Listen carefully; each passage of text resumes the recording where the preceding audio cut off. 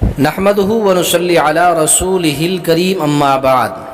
محترم ناظرین کرام اور سامعین و سامعات،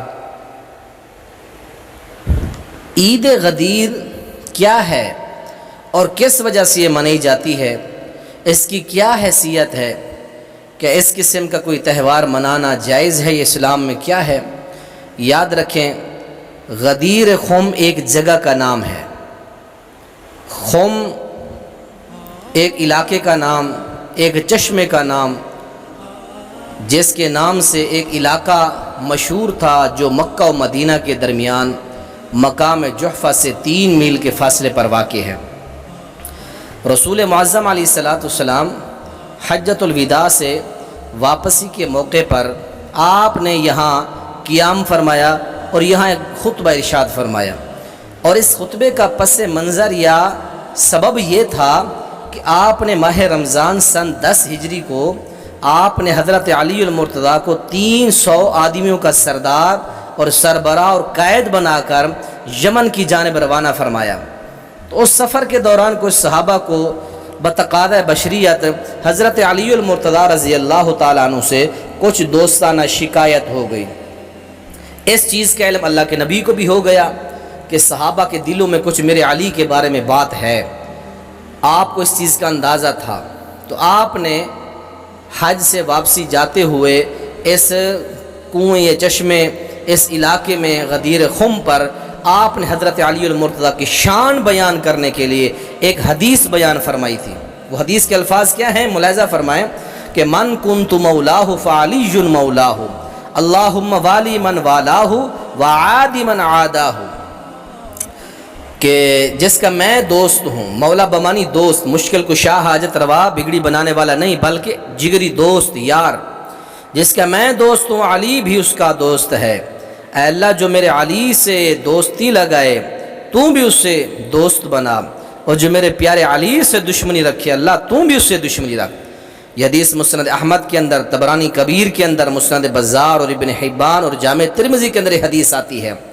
اس حدیث میں کوئی صراحتاً، کنایتاً، اشارتاً کوئی ایسا نقطہ بھی ہمیں نہیں ملتا جس میں حضرت علی المرتضیٰ رضی اللہ تعالیٰ عنہ کی خلافت کی طرف کوئی اشارہ تک ہو، کوئی اس کے اندر اشارہ نہیں ہے۔ بعض لوگوں نے یہاں سے حضرت علی المرتضیٰ رضی اللہ تعالیٰ عنہ کی خلافت بلا فصل کو کریدنے کی اور جو ہے کشید کرنے کی ناکام کوشش کی ہے۔ اس حدیث میں کوئی اشارہ تک نہیں ملتا۔ تو یاد رکھیں، اس حدیث کو بیان کرنے کا صرف یہ ایک ہی مقصد تھا اور کوئی مقصد نہیں ہے۔